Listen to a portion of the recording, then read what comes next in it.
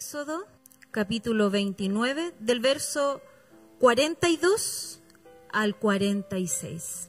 ¿Lo tienen? Amén.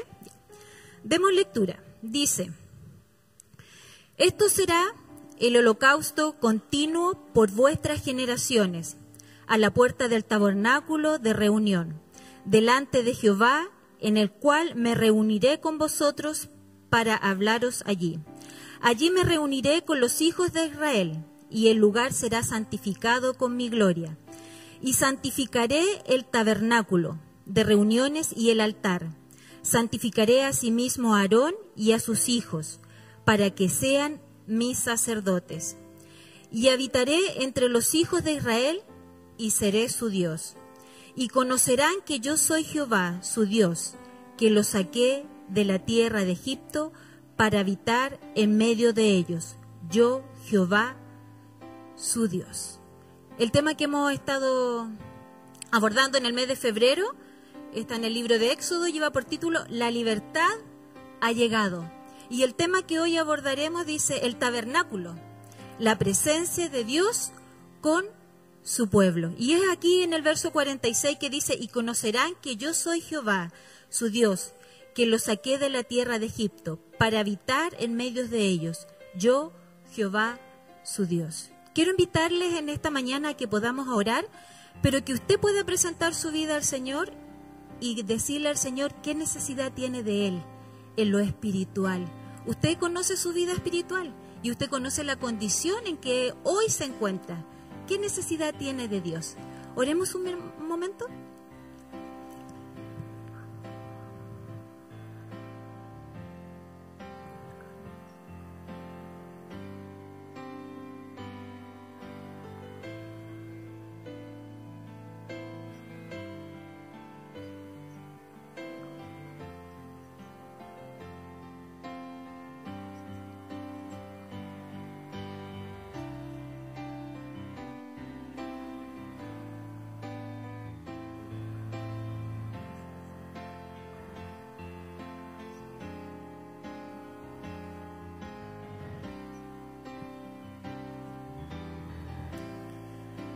Señor, queremos agradecerte en esta mañana por estar con nosotros. Gracias, Señor, por tu palabra, porque hoy ella nos acompaña, es quien nos guía, y es tu Espíritu Santo, Señor, que nos hace vivir esta vida cristiana. Como compartíamos, tú sabes de qué cosas tenemos necesidad, pero más que lo material y lo físico, Señor, tú sabes de qué cosas tiene necesidad nuestra alma, de qué cosas tiene necesidad nuestro corazón, de qué cosas tienen necesidad también nuestras mentes y nuestras emociones, todo relacionado con respecto a ti. Rogamos, Señor, que nuestros oídos puedan estar atentos, que nuestra mente se pueda aquietar y concentrar, de tal manera, Señor, que tú puedas hacer hoy conforme a tu propósito y conforme a tu voluntad. Gracias, Señor. En el nombre de Jesús, amén.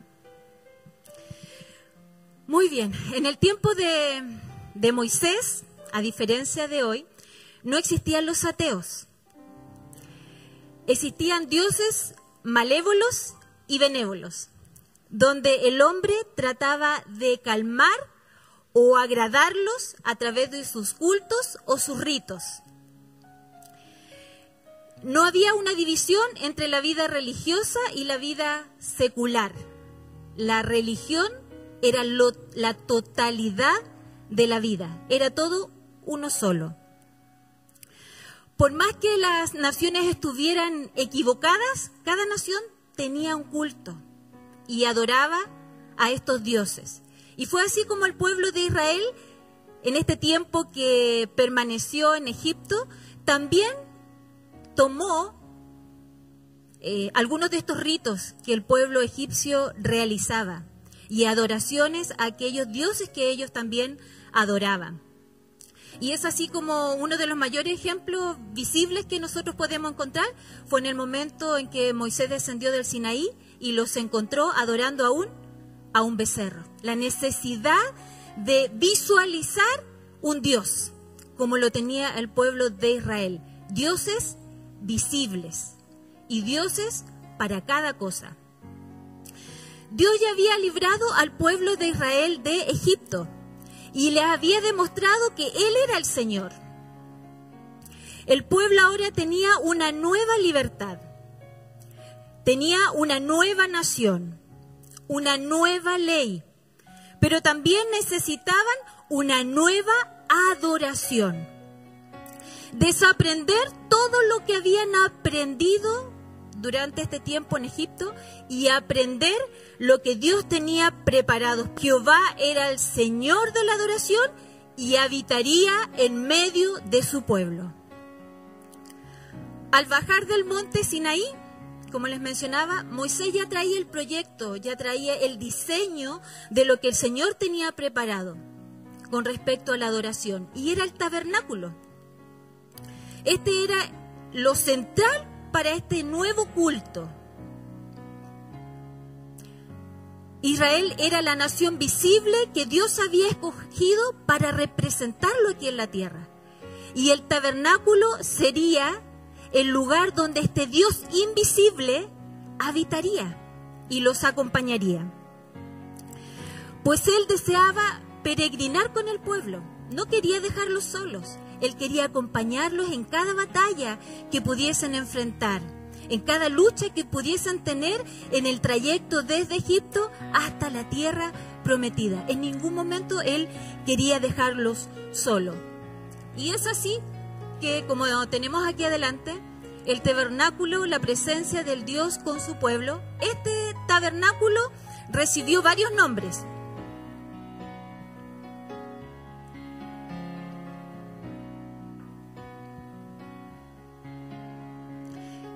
El tabernáculo no tenía un solo nombre. Recibió el nombre de la tienda, porque como vamos a ver en unas imágenes posteriores, era igual que una carpa, y por eso tenía el nombre de tienda. La siguiente, el tabernáculo de reuniones, porque ahí sería el lugar donde Dios se reuniría con el pueblo. El tabernáculo del testimonio, porque dentro del tabernáculo, dentro del arca del pacto que luego vamos a ver, se encontraba el testimonio de que Dios había hablado con Moisés. Estaban las tablas de la ley, luego fueron incorporadas la vara de Aarón y también una porción del maná que recibió en el desierto. Y el santuario, porque era la santa morada de Dios aquí en la tierra. Si bien es cierto, nosotros sabemos que no hay lugar que pueda contener a Dios, ni su gloria. La Biblia dice que los cielos de los cielos, ¿cierto? Ni siquiera eso pueden contener la gloria de Dios. Pero Dios no quería estar ajeno a lo que el pueblo de Israel, este pueblo escogido, debía vivir durante el trayecto desde Egipto a esta tierra prometida. Quería estar con ellos. Las partes del tabernáculo, la imagen siguiente. Ahí vemos el tabernáculo al centro. Vemos esa llama o esa nube que aparece ahí. Era cuando Dios descendía a aquel lugar.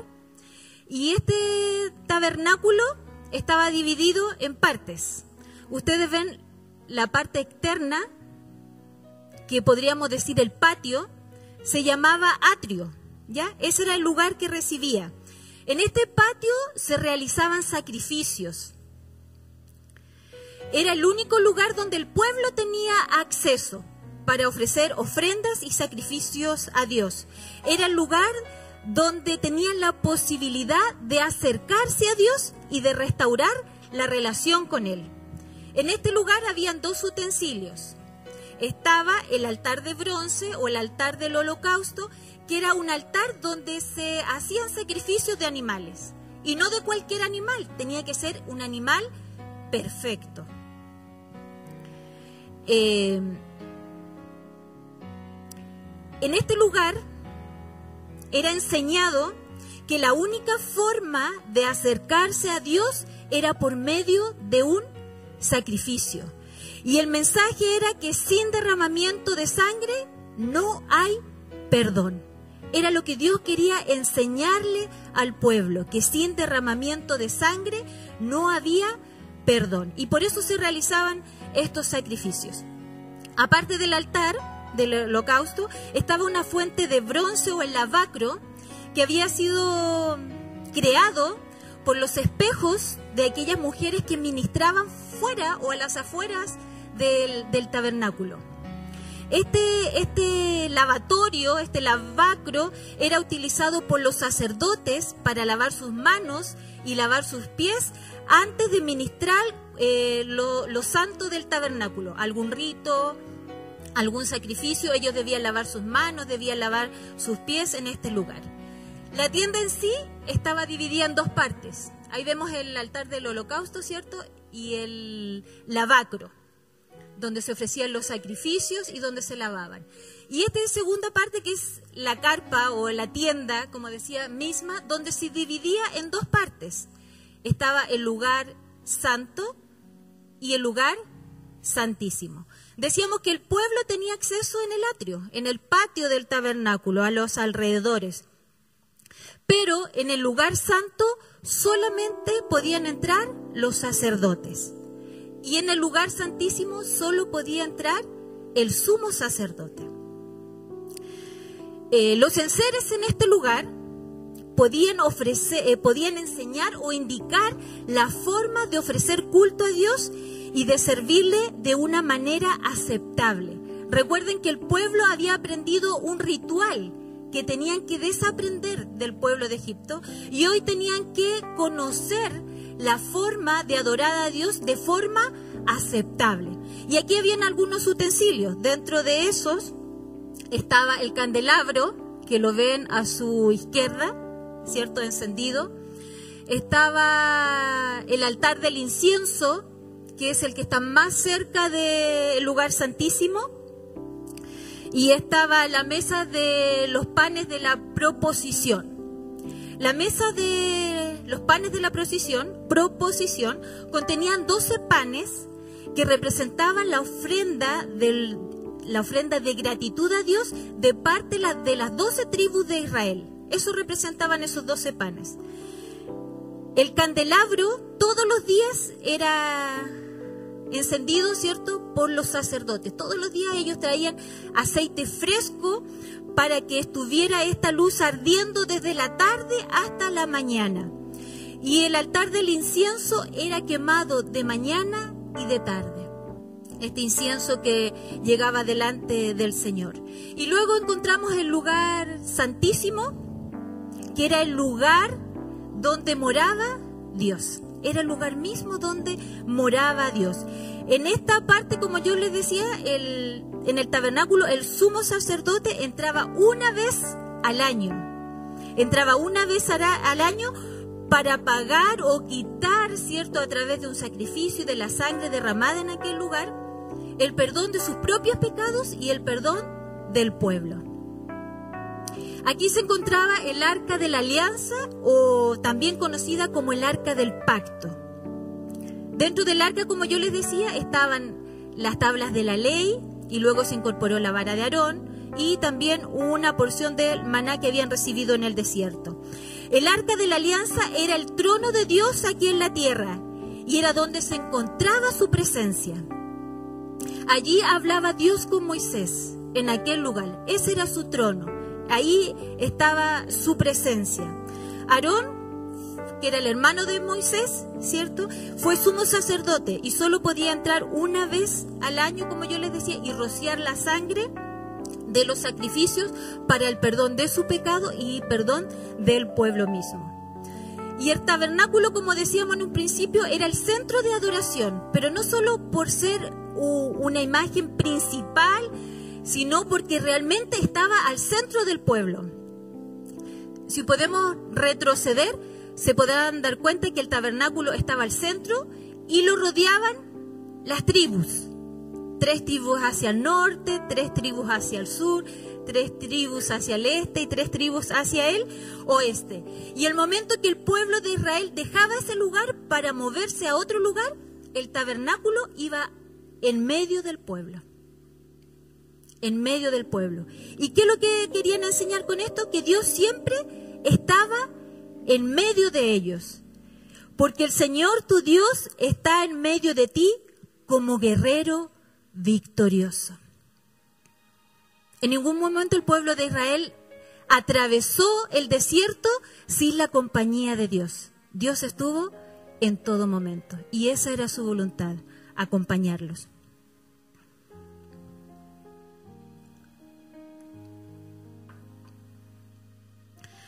Dios deseaba dejar de forma gráfica, de forma visible, incorporada grandes verdades.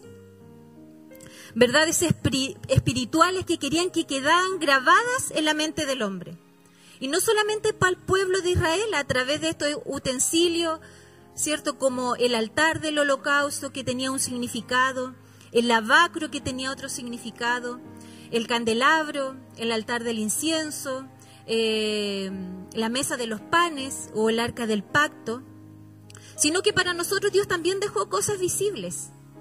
Dejó el vino, dejó el pan, que para nosotros tiene un significado que nos hace recordar la muerte de Cristo y no olvidarnos, porque Dios sabe que nosotros somos personas olvidadizas y que rápidamente nos olvidamos de Él y que rápidamente queremos correr con colores propios y que rápidamente queremos todo hacerlo de acuerdo a nuestra voluntad y dejamos de considerarlo a Él y nos equivocamos.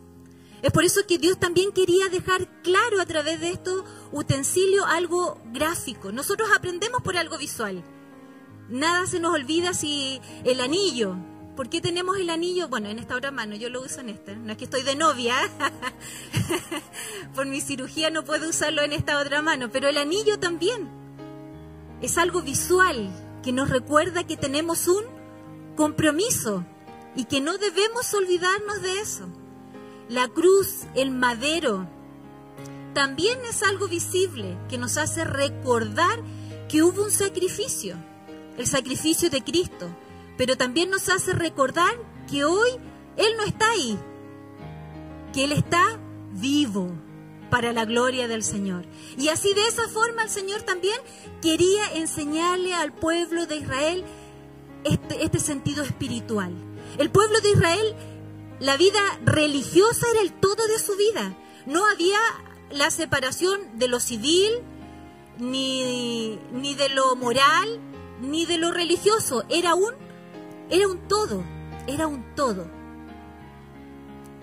Reveló a los israelitas la forma en que Él esperaba que presentaran esta adoración. Como yo les decía, de una forma aceptable, de una forma santa delante de Dios. Y cada ritual simbolizaba además lo que estaba por venir, la revelación completa del Padre a través de Cristo. Cuando el Señor se reveló y mostró esta forma de adoración y mostró este templo, este tabernáculo, ¿cierto?, donde Él estaría ahí, su enseñanza no quedaba ahí, no se limitaba ahí. Eso era la representación de lo que estaba por venir. El Señor se había revelado solamente en parte para el pueblo, pero ahora vendría la gran revelación. Y la gran revelación era Cristo. Ahí se cumpliría el propósito del Señor a cabalidad. Pero necesitamos ir aprendiendo de a poco, de a poco. Ahí entonces encontramos un paralelo entre el tabernáculo, el ritual que se realizaba en el tabernáculo por los sacerdotes, el significado de cada uno de los utensilios que habían en aquel lugar, con nosotros. Un paralelo con los cristianos, con la vida cristiana y con la iglesia. Era lo que el Señor quería enseñarnos. El atrio que decíamos que era este patio, ¿cierto?, que rodeaba el tabernáculo y que, como yo les había mencionado, era el lugar donde el hombre tenía la posibilidad de encontrarse con Dios y de restaurar la relación con Dios. ¿De qué forma se hacía en ese momento? ¿Se recuerdan? ¿De qué forma el hombre se podía acercar a Dios en el tiempo del tabernáculo y restaurar la relación con Él? A través de sacrificios. La palabra decía, y lo dice en Hebreos, que sin derramamiento de sangre no hay perdón. Entonces el pueblo iba donde el sacerdote, porque no era el común de la gente que podía presentar sacrificio, ofrecer sacrificio, sino que ellos llevaban al sacerdote su mejor animal. Y era el sacerdote el encargado de representar a ese hombre y ofrecer el sacrificio a Dios. Esa era la forma. Este sistema de sacrificio y ritual que había sido instituido por Dios en el tabernáculo era la revelación de la obra redentora de Cristo en la cruz. Jesús sacrificado en nuestro lugar para ser perdonados y acercarnos a Dios. Por eso yo le decía que el Señor se había revelado de forma parcial. Este sacrificio de este animal, que tenía que ser un animal perfecto, sin mancha, sin defecto, era el símbolo de lo que iba a acontecer años después. El sacrificio del Cordero en la cruz del Calvario. El Hijo de Dios, santo, puro, intachable, perfecto, sacrificado para que el hombre fuese perdonado a través del derramamiento de esa sangre y el hombre pudiese tener una nueva relación con el Señor. Gloria a Dios, gloria a Dios. Eso lo hizo el sacrificio de Cristo en la cruz del Calvario. En la cruz del Calvario. Yo quiero invitarlos a Hebreos, pero yo voy a leer una versión que queda muy claro en Hebreos capítulo 9, desde el verso 11, de lo que significó todo este sacrificio, pero lo voy a leer en la traducción lenguaje actual. Dice: pero ya Cristo vino y se ha convertido en el jefe de los sacerdotes, y a Él le debemos todo lo bueno que ahora nos pasa, porque el santuario donde Él es sacerdote es mejor y perfecto. No lo hizo ningún ser humano, así que no es de este mundo. Cristo no entró a ese santuario para ofrecer a Dios la sangre de animales, sino para ofrecer su propia sangre. Entró una sola vez y para siempre. De este modo, de una vez por todas, nos libró del pecado. De acuerdo con la religión judía, las personas que están impuras no pueden rendir culto a Dios, pero serán consideradas puras si se les rocía la sangre de chivos y toros y las cenizas de una becerra sacrificada. Pues si todo eso tiene poder, más poder tiene la sangre de Cristo. Porque por medio del Espíritu, que vive para siempre, Cristo se ofreció a sí mismo a Dios como sacrificio, sin mancha ni pecado. Su sangre nos purifica, para que estemos seguros de que hemos sido perdonados y para que podamos servir a Dios que vive para siempre. Así, por medio de Jesucristo, entramos en un nuevo pacto con Dios, porque Jesucristo murió para que Dios nos perdonara todo lo malo que hicimos cuando servíamos al primer pacto. Y por medio de su muerte, también los que hemos sido elegidos por Dios recibiremos la salvación eterna que Él nos ha prometido. Este nuevo pacto es como un testamento. Si la persona que hace un testamento no ha muerto todavía, ese documento aún no sirve de nada. Por eso, cuando Dios hizo el primer pacto, se mataron varios animales. Primero, Moisés anunció los mandamientos de la ley a todo el pueblo. Luego tomó lana roja y una rama de hisopo y la mojó en agua mezclada con sangre de toros y de chivos. Después roció esa mezcla sobre el libro de la ley y con ella roció también a todo el pueblo. Cuando terminó dijo: esta sangre confirma el pacto que Dios ha hecho con ustedes. Una forma visible, la sangre de aquellos animales, ¿cierto?, rociado en aquel libro y rociado también en el pueblo, sellaba este primer pacto. Moisés también roció con sangre el santuario y todas las cosas que se usaban en el culto. la ley dice que la sangre quita el pecado de casi todas las cosas y que debemos ofrecer sangre a Dios para que nos perdone nuestros pecados. Por eso fue necesario matar a esos animales, para limpiar todo lo que hay en el santuario, que es una copia de lo que hay en el cielo. Pero lo que hay en el cielo necesita algo mejor que sacrificio de animales. Porque Cristo no entró en el santuario hecho por seres humanos, que era solo una copia del santuario verdadero. Cristo entró en el cielo mismo, y allí se presentó ante Dios para pedirle que nos perdone. No entró para ofrecerse como sacrificio muchas veces, como aquí en la tierra lo hace el jefe de los sacerdotes, que entra una vez al año para ofrecer una sangre que no es la suya. Si Cristo tuviera que hacer lo mismo, habría tenido que morir muchas veces, desde que Dios creó el mundo. Pero lo cierto es que ahora, cuando ya se acerca el fin, Cristo se ha manifestado de una vez y para siempre. Se ha manifestado para ofrecer como el sacrificio por el cual Dios nos perdona nuestros pecados. Todos nosotros moriremos una sola vez y después vendrá el juicio. De la misma manera, Cristo se ha ofrecido solo una vez para que muchos seamos perdonados de nuestros pecados. Después Él volverá otra vez al mundo, pero no para morir por nosotros o por nuestros pecados, sino para salvar a todos los que esperaban su venida. Gloria a Dios. Aleluya. Este sacrificio de Cristo sellaba este nuevo pacto.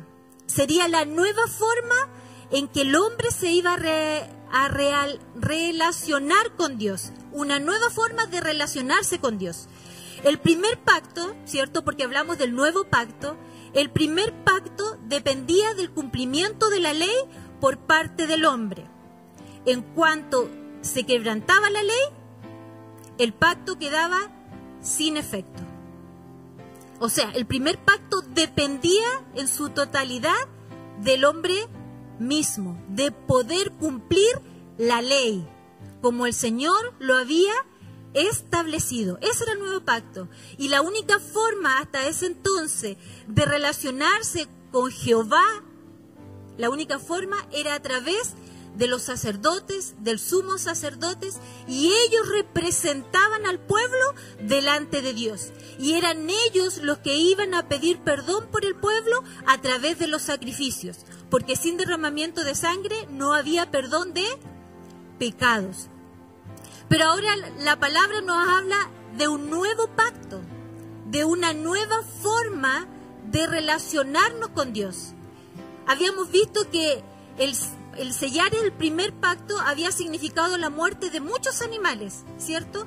Porque esta sangre que había sido tomada y había sido rociada en el libro y había sido rociada al pueblo y a los utensilios que habían en el tabernáculo, sellaban y simbolizaban el cierre de este contrato, de este pacto.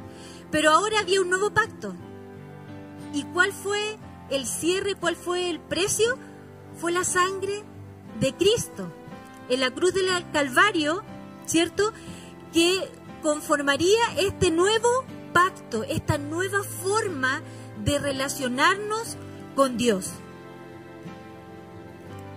Ahora el hombre tenía acceso a Dios de forma directa, podía tener una relación con Él de forma directa. Por tanto, el libro de Hebreos, donde acabamos de leer, también decía que el sacrificio de Cristo había sido retroactivo. ¿Qué quiere decir? Que ese sacrificio era eficaz para borrar los pecados que se habían cometido en el antiguo pacto y para dar inauguración a este nuevo pacto.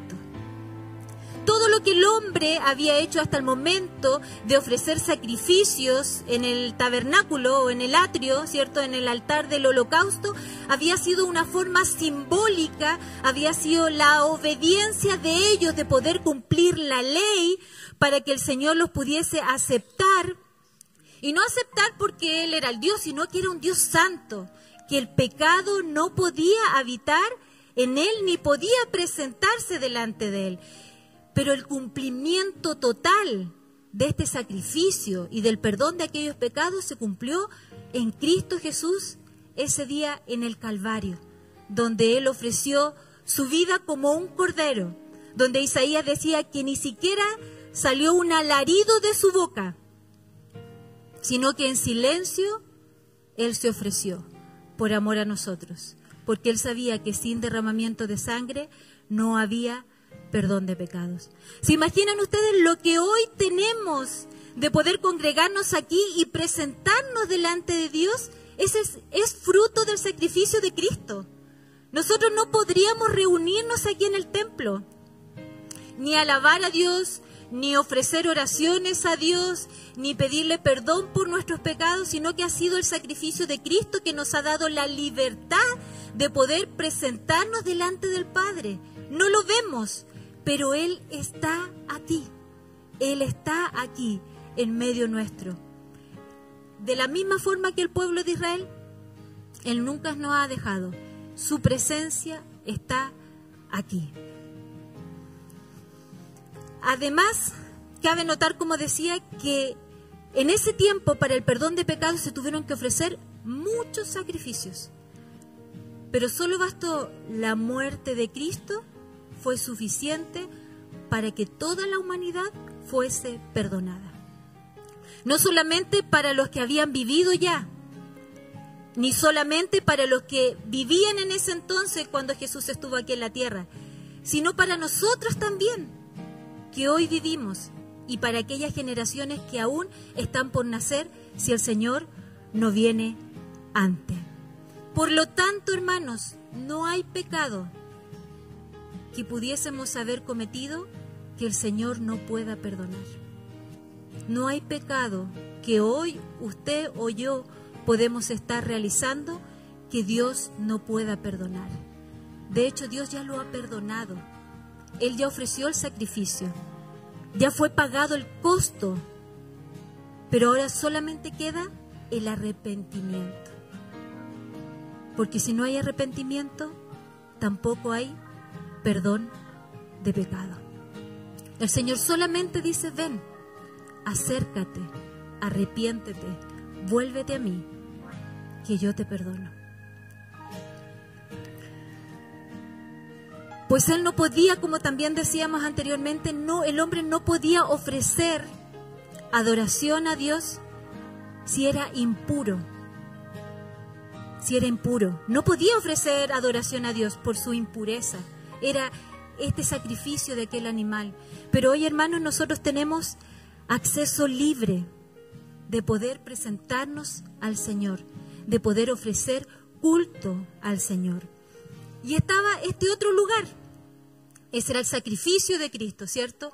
Todo lo que se había vivido en el tabernáculo, en el atrio, simbolizaba lo que un día iba a suceder en la cruz del Calvario. Cumplido a cabalidad los propósitos del Señor ese día. Pero ahora, con esa libertad que tenemos, o esa limpieza que Dios nos otorga a través de su sangre, podemos hoy sí presentarnos a este lugar santo y adorar al Padre como Él se lo merece. Por eso que Dios en este lugar quería enseñar al hombre de qué forma podía adorar a Dios que fuese aceptable. Y aquí encontramos, ¿cierto?, a los sacerdotes, como yo lo decía, que eran los encargados de mantener este lugar.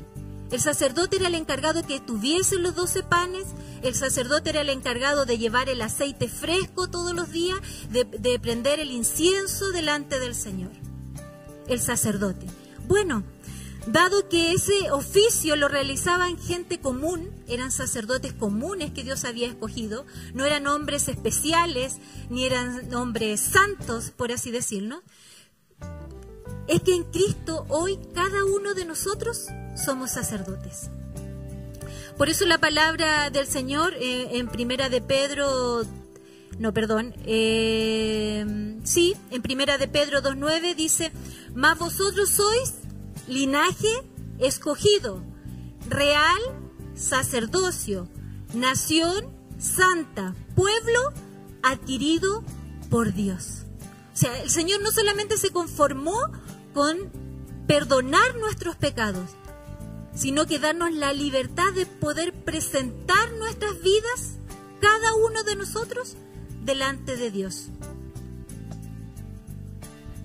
En 1 de Pedro 2:25 dice que somos obispos de nuestras almas. Obispos de nuestras almas. Responsables, sí, cada uno ante Dios de su vida espiritual. Ya no dependía del sacerdote, ya no depende del pastor que él me presente delante de Dios para que el Señor me perdone. El Señor nos bendijo con esta posibilidad de acercarnos de forma directa al Padre, pero también nos hace responsables de nuestra vida espiritual. Nadie más que usted es responsable de su vida espiritual y de saber en qué condición hoy se encuentra. Una bendición, acercarnos al Padre, pero una responsabilidad delante del Dios de poder hacernos cargo de nuestras propias vidas, sin hacer a nadie más responsable de la vida espiritual que hoy tengo. En este paralelismo, los enseres anticipaban el culto y servicio de los cristianos, ¿ya? El altar del incienso, que estaba en el centro del lugar santo, pero también delante, ahí no está la imagen, delante del lugar santísimo. Como antesala a aquel lugar, nos enseña que una vida de oración es imprescindible para agradar a Dios. Y el incienso representa las oraciones de los cristianos. Miren, Apocalipsis 5:8. Apocalipsis 5:8 dice: y cuando hubo tomado el litro, los 4 seres vivientes y los 24 ancianos se postraron delante del Cordero. Todos tenían arpas y copas de oro llenas de incienso, que son las oraciones de los santos. Y en el versículo 8:3, un poquito más adelante, otro ángel vino entonces y se paró ante el altar con un incensario de oro, y se le dio mucho incienso para añadirlo a las oraciones de todos los santos sobre el altar de oro que estaba delante del trono. 2 veces al día el incienso era encendido por parte de los sacerdotes en el altar. Y eso nos enseña que nuestras oraciones también deben ser de forma constantes y deben ser de forma permanente. Entonces, este altar del incienso representaba cada oración, cada alabanza, cada oración de parte del pueblo a Dios. Hoy nuestras vidas representan y hacen, ¿cierto?, oraciones a Dios, alabanzas a Dios. También estaban los 12 panes, ¿cierto? Esta mesa con los 12 panes, que representaban una ofrenda de gratitud a Dios de parte de las 12 tribus. Pues el pan era un regalo de Dios, así ellos lo veían. El pan era un regalo de Dios, pero también era el fruto de las labores que el hombre había hecho. Al tener estos 12 panes, ahí representaban, ¿cierto?, era la gratitud de parte de cada una de las tribus. Y agradecía a Dios por el sustento que Él les concedía, y a su vez consagraban a Dios el fruto de su trabajo. Consagraban, agradecían por lo que Dios le había dado y consagraban a Dios lo que el Señor le había concedido a través de ese trabajo. Y esto tiene relación con la mayordomía. Y yo decía, y a lo mejor también relación cuando nosotros, el próximo domingo, como decía el pastor, vamos a venir al altar, no por un sacerdote, sino nosotros mismos representándonos delante del Padre, y traemos nuestras ofrendas a Dios y traemos nuestros alimentos a Dios en gratitud de lo que Él nos ha dado y el fruto del trabajo de cada uno de ustedes. Por último está el candelabro de oro, el cual simboliza al pueblo de Dios. Si el creyente no tiene la presencia y poder del Espíritu, no será un buen testigo. Todos los días el sacerdote traía aceite, de modo que la luz ardía desde la tarde hasta la mañana. Asimismo, necesitamos recibir a diario el aceite del Espíritu Santo para que alumbre su luz delante de los que andan en oscuridad. Necesitamos siempre del Espíritu Santo para que, como el Señor dice en su palabra, vosotros sois luz del mundo. Hoy es nuestra responsabilidad ser luz del mundo. Es nuestra forma de adorar a Dios también, de cumplir su voluntad, de cumplir sus propósitos. Dios había escogido al pueblo de Israel como una nación visible para el resto de las naciones.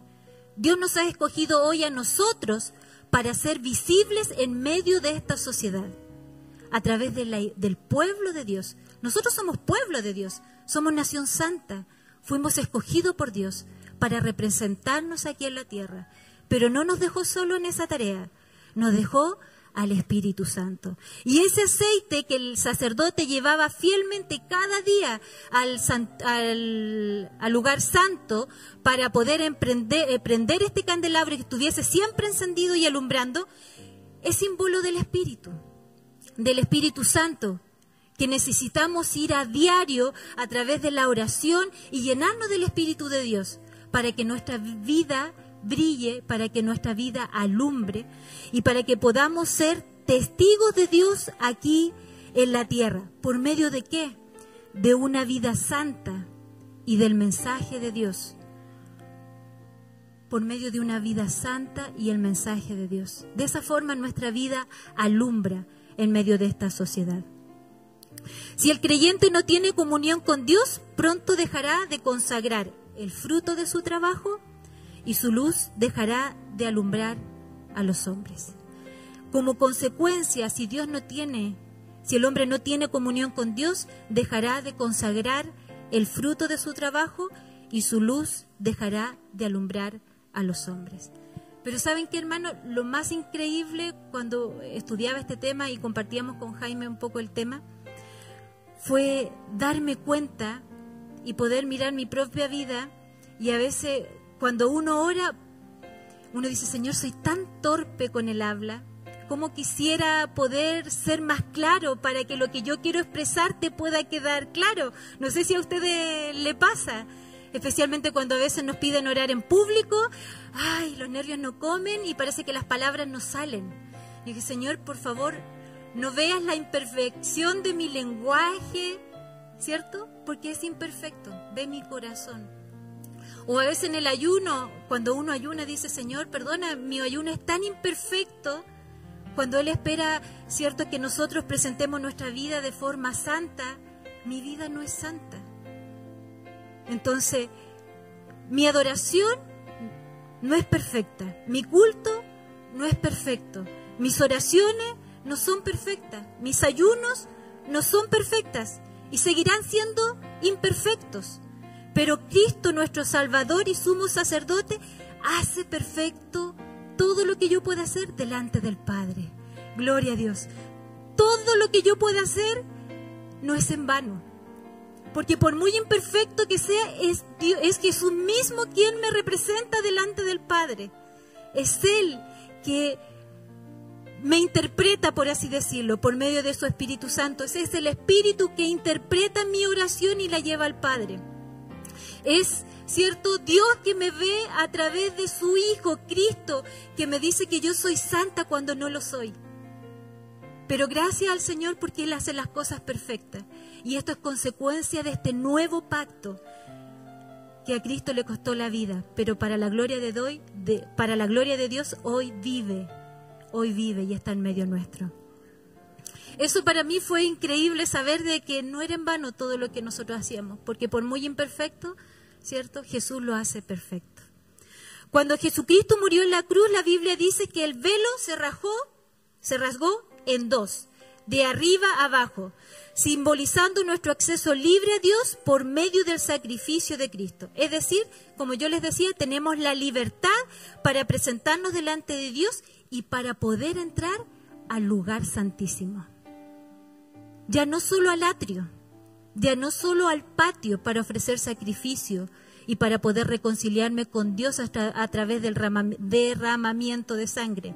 Ya no solo al lugar santo para adorarle, sino que al lugar santísimo, hasta su misma presencia.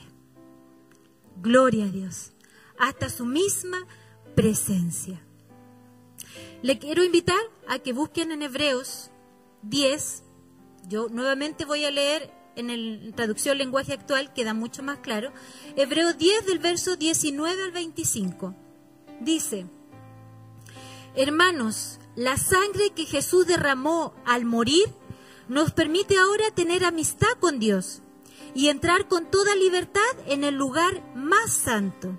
Pues cuando Jesús murió, abrió la cortina que nos impedía el paso. Pero ahora Jesús está vivo y por medio de Él podemos acercarnos a Dios de un modo nuevo y distinto. Él es nuestro gran sacerdote, encargado del santuario que está en los cielos. Por eso mantengamos una amistad sincera con Dios, teniendo la plena seguridad de que podemos confiar en Él, porque Cristo nos dejó limpios de pecado, como si nos hubiera lavado con agua pura, y ya estamos libres de culpa. Sigamos confiando en que Dios nos salvará. No lo dudemos ni un instante, porque Él cumplirá lo que prometió. Tratemos de ayudarnos unos a otros y de amarnos y hacer lo bueno. No dejemos de reunirnos como hacen algunos. Al contrario, animémonos cada vez más a seguir confiando en Dios, y más aún, ya que vemos que se acerca el día en que el Señor juzgará a todo el mundo. Eso es lo que el Señor quiere para nosotros hoy.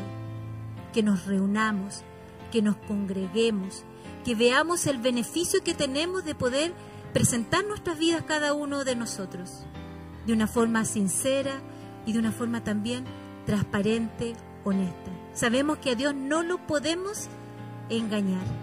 Él todo lo sabe, Él todo lo ve. Y ahora nos queda este lugar santísimo, y con esto ya finalizando. Este lugar santísimo tenía la idea central de que Dios habitaba entre su pueblo. Y en Juan 1:14 dice: y aquel verbo fue hecho carne y habitó entre nosotros, y vimos su gloria, gloria como del unigénito del Padre, lleno de gracia y de verdad. Dios mismo, a través del Hijo, se hizo carne y vino a la tierra. Dios mismo fue quien estuvo en la cruz sacrificándose por cada uno de nosotros. Dios mismo dejó su gloria, dejó su grandeza, dejó su realeza y vino aquí a la tierra para ser uno igual que nosotros, de tal manera de que Cristo pudiese entendernos en nuestras debilidades, ¿cierto? Y también fortalecer aún más lo bueno que cada uno de nosotros pueda tener. Por eso es que cuando Cristo nació, le dijeron que se iba a llamar Emmanuel. ¿Por qué? ¿Qué significa? Dios con nosotros. Dios había estado presente en el arca del pacto, pero Dios estaba hoy presente a través de Cristo. El mismo Dios descendió a la tierra para estar con nosotros. Y al igual que en el tiempo del tabernáculo, Dios quiere estar con nosotros, es una promesa. De la misma forma que Dios peregrinó junto al pueblo, Él nos quiere acompañar hoy en esta vida, para pelear junto a nosotros nuestras batallas y nuestras luchas, para darnos la victoria. Hoy Dios está con nosotros. Solamente necesitamos que Él sea el centro de nuestra vida. Que de la misma forma que el tabernáculo ocupaba el centro, ¿cierto?, donde estaba el pueblo de Israel, rodeado por sus tribus, Dios también hoy sea el centro de nuestra vida. Dios nuestro Señor, nosotros los hijos, sabiendo el lugar que a cada uno también le corresponde. Nosotros los siervos, Él el Señor. Démosle al lugar que a Él le corresponde, no solo en nuestras vidas, sino que también en nuestras familias. Hoy día necesitamos que Él tome el protagonismo que a Él siempre le ha correspondido y que muchas veces se lo hemos robado. Démosle nuevamente el lugar para que Él pueda tomar el control de nuestras vidas, porque es mejor que Él sabe de qué cosas tenemos necesidad. Y cuando Él toma el control de nuestras vidas, nosotros también tomamos sus consejos y vamos a la palabra y le buscamos. La Biblia dice que hoy debemos ofrecer sacrificio vivo, nuestras vidas como sacrificio vivo delante de Él. ¿Pero qué significa un sacrificio vivo? Significa nuestra vida en obediencia, nuestra vida en adoración, nuestra vida en poder cumplir sus propósitos y vivir conforme a su voluntad. No nos moldeemos, como dice la palabra, a este mundo, ni a la forma que el mundo hoy tiene de vivir. Dios es nuestro Señor. Él es quien nos gobierna. Él es quien gobierna tu vida y gobierna mi vida. Démosle el lugar, como yo les decía, que le corresponde. El Padre representado ahí en el tabernáculo, el trono aquí en la tierra, el arca del pacto, su presencia en aquel lugar. Dios haciéndose el verbo, como decíamos, ¿cierto? Y aquel verbo fue hecho carne. Dios a través de Cristo aquí en la tierra. Dios a través del Espíritu Santo hoy aquí en medio de nosotros. Él no nos ha dejado solos. Esta vida cristiana humanamente no es viable de poder llevar a cabo. Es en el Señor. Hermanos, es en el Señor en que podemos vivir esta vida cristiana. Si nos alejamos de Dios, nos alejamos de su palabra, nos alejamos de sus consejos, nos alejamos de la santidad. Si estamos cerca de Dios, con todo lo que el Señor nos ha dado, esa libertad de acercarnos a Él, estamos cerca de Él, le conocemos a Él, le obedecemos a Él, le creemos a Él y hacemos las cosas conforme a su voluntad. Hermanos, Dios nos ha entregado todo a nuestro favor, todo para que podamos vivir en esta tierra. No nos ha dejado solo, nos ha dejado instrucciones, nos ha dejado al Espíritu Santo, nos da la posibilidad de ser perdonados a través del arrepentimiento. Ya pagó el precio fue pagado por Cristo, la sangre ya fue derramada, ya fuimos perdonados. Solamente tenemos que apoderarnos de estas cosas y vivir la vida como Dios le agrada. Ser luz a las naciones como Él espera. Ser agradecidos de lo que Él nos da y a diario presentarnos delante de Él, de mañana, de tarde. Busquémosle al Señor, busquémoslo en oración. Esas son las herramientas que el Señor nos ha dado, este libre acceso. No hay necesidad de un intermediario. Yo, la libertad de poder acercarme al Padre, yo representando mi propia vida, yo haciéndome cargo de mi vida espiritual. Oremos, hermanos.